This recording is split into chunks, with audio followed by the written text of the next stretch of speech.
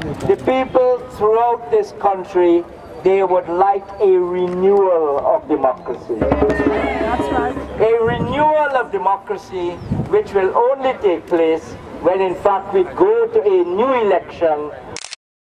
We believe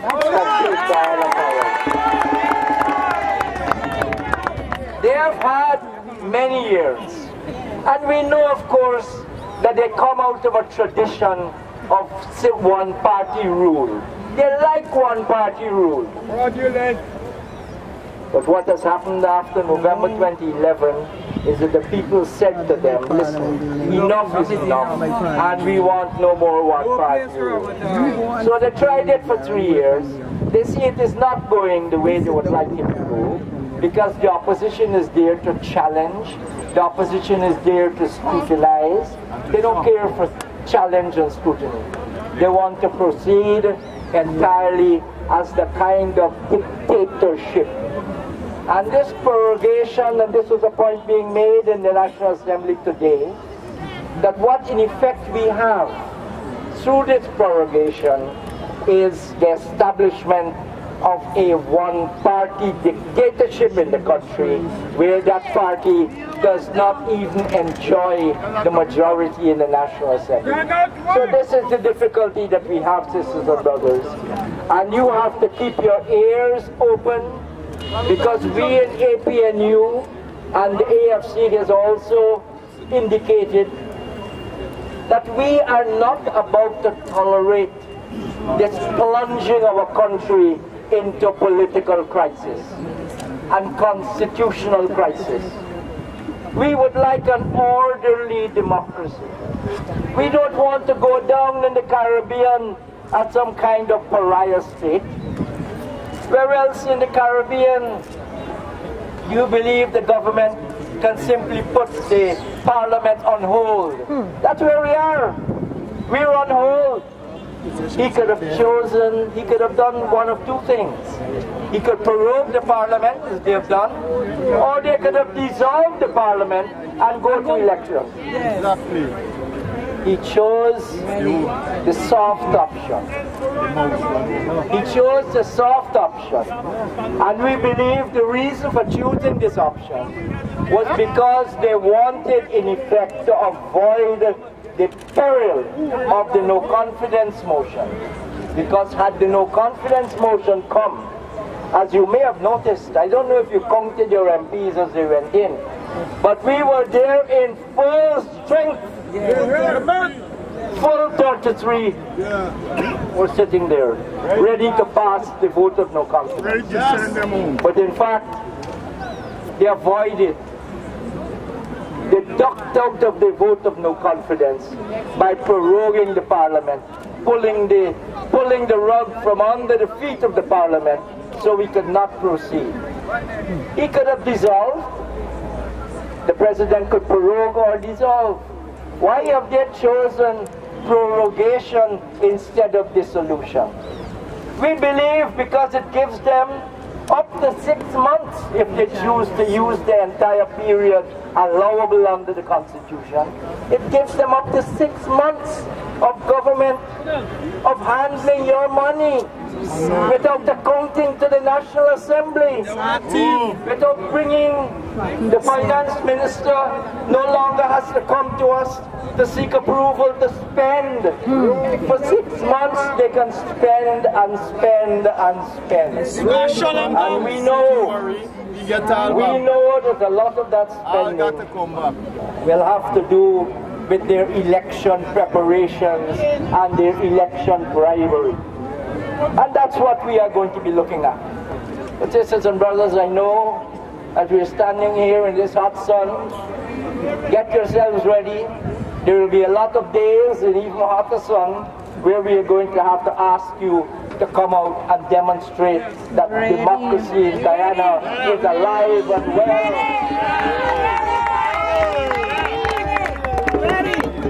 It may not be alive in the National Assembly, but it is alive and well on the streets of the country. And we must go as APNU throughout the length and breadth of Guyana, ensuring that the democratic spirit that we see alive and well this afternoon outside of the National Assembly, we can in fact promote throughout the length and breadth of the country, so that the PPP will face a tidal wave of disapproval and lack of confidence and must go to the people. Thank you, sisters and brothers. Thank you, Brother Rupert Ryan from the Working People's Alliance. Comrades, as you know, our Partnership for National Unity is made up of 5 parties in the National Assembly here. The next person we'll be speaking to is Comrade Sidney Ali Cock. He's come all the way from Anna in the North Rupununi. He spent 8 hours here to come and read Ramata's proclamation. Coming here to discover that Ramata prevent him from representing the interests of the people of Rupununi. Brother Sidney Ali Cock from the Guyana Action Party. Thank you very much, Comrade Leader of the Unity. Brothers and sisters, today indeed, what the PPP has done is an act of cowardice. They're not men enough to come to discuss and to put the country first as they preach. They preach democracy and practices hypocrisy. And that's exactly what is happening here today. Ladies and gentlemen, the Guyana Action Party came together to form a partnership for national unity because we saw the benefit, we saw the importance of having a leader who has a knowledge or the knowledge of a total country, the security of a total country. And you can only have that if you have some military background, some military understanding of what security means. Ladies and gentlemen, I am from the interior. Riches lie in the interior. But this government has been stealing it from us. And it is not only about the indigenous people, but it's also other coastal people who have decided to make the interior their home. So it belongs to all of us, but we are not being treated the way we should be treated as true Guyanese. And that is the fault of this government, who only knows to go to bribe. And it's the total disrespect to our indigenous brothers to keep bribing and bribing and bribing, thinking that we do not understand. But I would like you to know, ladies and gentlemen, that in the interior, we are following. We might be quiet, but the questions are coming out, and today this will make it even more pronounced that what the PPPC government has been doing has been fooling them as they have always done. Today, they would know that this is not the government. After 20 years, after 20-odd years, still fooling, still disrespecting them, it's time for them to go and for another, well, a partnership for national unity or the combined opposition to take that leadership and bring Guyana back on track. Ladies and gentlemen, we all have to do it. It's not only about one party. We believe in togetherness. We believe in the motto of this nation: one people, one nation, with one destiny. Thank you very much.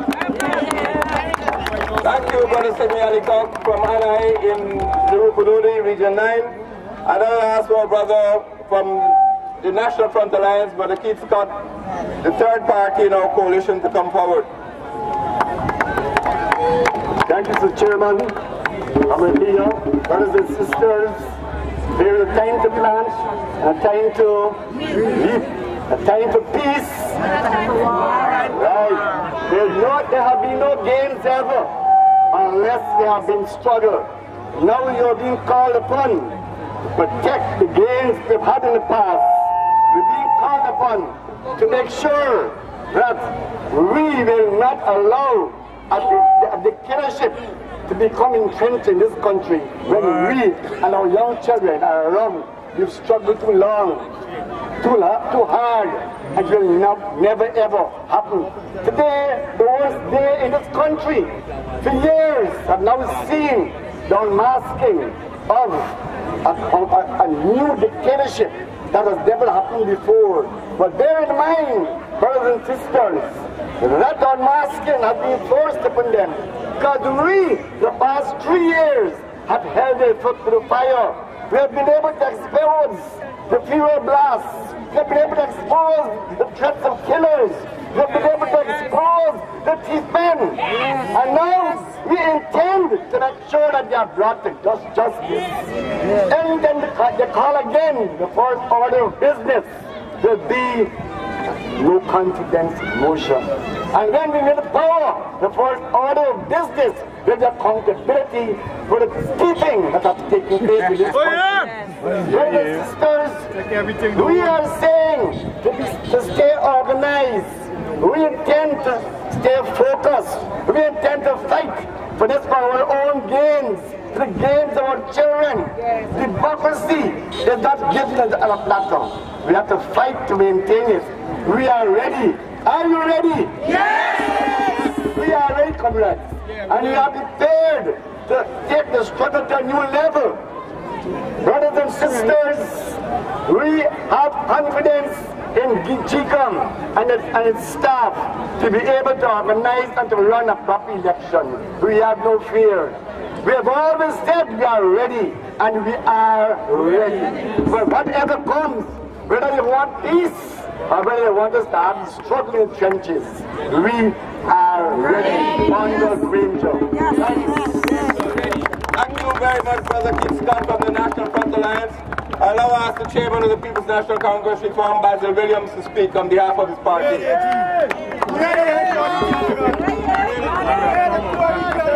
Thank you, Comrade Leader of the People's National Congress, Chairman of APNU.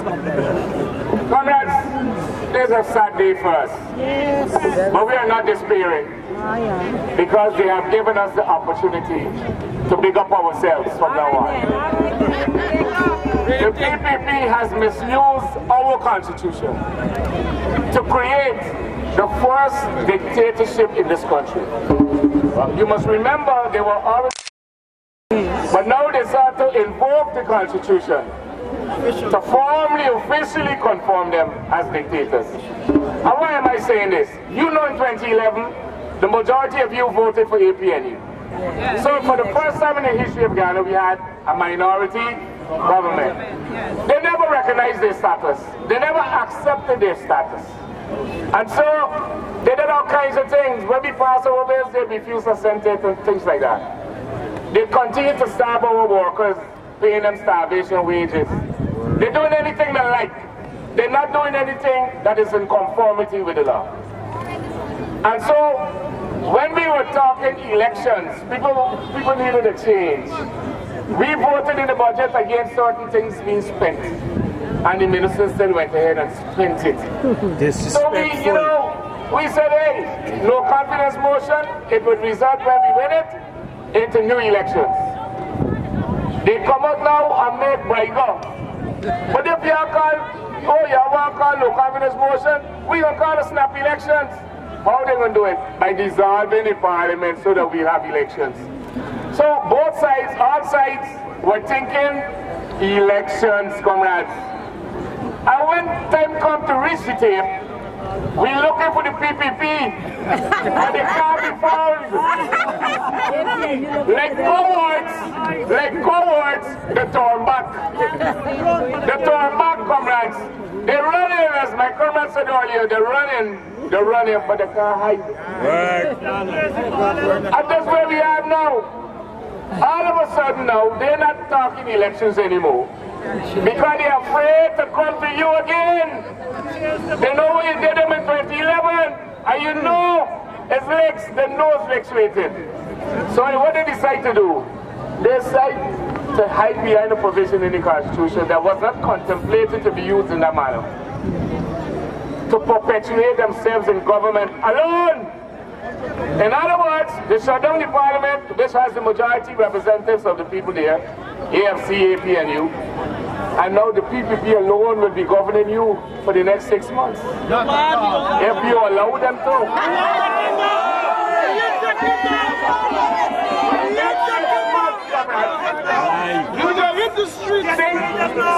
Think about it. Those murky hands going into the coppers to touch your money. It's your money, comrades. Your children's money. But they keep it from you and give it to the cronies. Now if they're doing that when Parliament alive, what are they going to do now when they think they kill Parliament? So it's a matter for you, comrades. It's a matter for you whether they could stiff minority one-party government could stay and run Guyana and run you in Guyana. And we are saying, like you, we saying, no way, comrades. Say no to dictatorship. Say no to one-party minority rule. Say yes to democracy. And say yes to the victory of a partnership for national unity.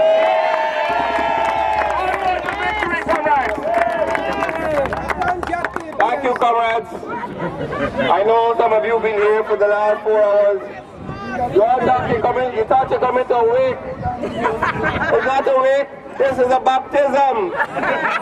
Today we are announcing the birth of a national movement to remove the PPP from office. Ramadan thought he was splitting up the opposition. He has brought us closer together. Why did he bring this proclamation before the National Assembly today? Not a single member of the PPP came. He brought the proclamation to do many things. One was to avoid debating the no confidence motion because he knew the outcome. All 33 members of the opposition were present. Nobody sell out. Nobody was here willing to vote for that motion. And the Ramadan knew that, and that's why he sent this document, the proclamation, proroguing Parliament. The second reason is that he wanted Spain. He wanted Israel to go sharing laptops. He wanted Prima Marichan to go sharing cash grants. So what they want is a 6-month campaign. That is why he sent this document to the Speaker today. He wanted to prevent us from disciplining that foul-mouthed Attorney General. Because you got to answer questions about the language he used. We learn the language. So he wanted to prevent us from scrutinizing the behavior of the Attorney General. He wanted to prevent us from scrutinizing the behavior of the Minister of Finance. These are the reasons why Ramadan took this action. It is not a casual action. He was thinking hard and long about it. Since last week, Tuesday, he announced he's going to do something. Well, he did it today. But what he has done, comrades, he has driven a nail into democracy, but at the same time, he has given birth to a movement. Today, comrades, I'm calling on all of you here, whether you belong to church or mandir or masjid, I want you to resist the PPP. Today is the day of resistance. I am calling on the private sector, all the businessmen, to resist the PPP. I'm calling on all of the religious and social organizations, the non-governmental organizations, to resist the PPP. That's to speak out against this travesty, against this absurdity. Why is it that in the middle of a democracy, a democratic renewal, we have a PPP administration which is denying you the right to speak? We came here because 3 years ago in November, the same month, November, this is your anniversary month. 3 years ago you gave them a shock. They thought you were apathetic. They thought you didn't care. They thought you won't come out to vote. But you came out in your numbers and you gave a partnership for national unity and the Alliance for Change a majority. The PPP cannot cope with a majority. And today, Ramatar, with one piece of paper, has tried to reduce that majority to nothing. But comrades, we are not going to put up with this one-party dictatorship. On Friday, our campaign gets going again. Yes. I want you all to come on Friday at the Square of the Revolution, the cradle of the revolution. And we are going to send a message to Donald Ramatar and the city crew that we will not forget. There's a whole week. The people of this country are angry. The people of this country. There's a whole week. There's a whole week we're talking about it. Just get away with what he considering the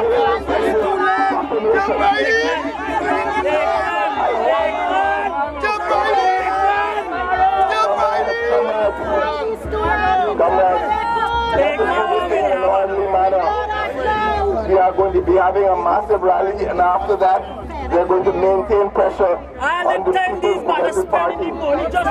So comrades, 5:30 at the Square of the Revolution. This is a lawful revolution, this is a peaceful revolution. This will bring out the churches, it will bring out the businessmen, it will bring out the non-governmental organizations, it will bring out civil society, it will bring out the whole nation. It is not for one party, it is not for one group, it is countrywide. So let us organize a movement that can push the PPP out of office. Can you do it, comrades? Push the PPP out of office. See you on Friday night, comrades. Thanks for coming out, and let us maintain the struggle.